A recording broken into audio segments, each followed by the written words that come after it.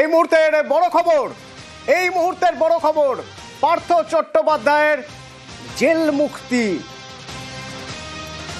পার্থ চট্টোপাধ্যায়ের জেল মুক্তি সেই 2022-এর পর 2022-এর জুলাইয়ের পর এটা 2025-এর নভেম্বর জেল মুক্তি হলো পার্থ চট্টোপাধ্যায়ের। একের পর এক মামলা, একের পর এক সাক্ষ্য গ্রহণ, তারপর অবশেষে এবার জেল থেকে মুক্ত পার্থ চট্টোপাধ্যায়। এই মুহূর্তের সবচেয়ে বড় খবর, সকাল থেকে আমাদের নজর ছিল আজ জেল মুক্তি পার্থর।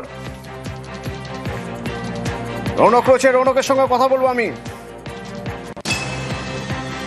পার্থ চট্টোপাধ্যায়ের জেল মুক্তি, রৌনক রয়েছে আমার সঙ্গে ফোনে। রৌনক, যাতে একেবারেই প্রায় 3.5 বছর পর অবশেষে জেল মুক্তি হলো প্রাক্তন শিক্ষামন্ত্রী পার্থ চট্টোপাধ্যায়ের। আগেই এই মামলায় গ্রুপ সি মামলা, নবম দশম এবং দ্বাদশ একাদশ এই মামলাতে জামিন পেয়েছিল পার্থ চট্টোপাধ্যায় এবং গ্রুপ সি মামলায় সুপ্রিম কোর্টের নির্দেশে জামিন দেওয়া হয়েছিল।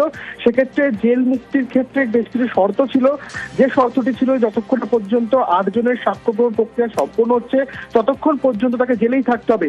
আজ যে 8 নম্বর সাক্ষী ছিল তার সাক্ষ্য গ্রহণ প্রক্রিয়া সম্পন্ন হয় এবং জেল মুক্তির জন্য পার্থ চট্টোপাধ্যায়ের আইনজীবীদের তরফ থেকে আদালতে আবেদন করা হয় এবং সেই মতোই ইতিমধ্যে আদালত নির্দেশ দেয় পার্থ চট্টোপাধ্যায় জেল মুক্তির জন্য এবং যে প্রসেস রয়েছে এই কপি ইতিমধ্যে সংশোধনাগারে যাবে এবং সেইখান থেকে পার্থ চট্টোপাধ্যায় ইতিমধ্যে হাসপাতালে চিকিৎসাধীন রয়েছেন।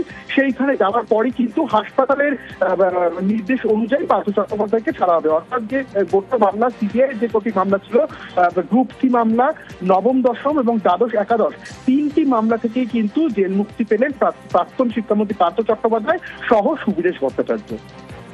সঙ্গে থাকো, রৌনকের সঙ্গে কথা বলবো। পার্থ চট্টোপাধ্যায়ের জেল মুক্তি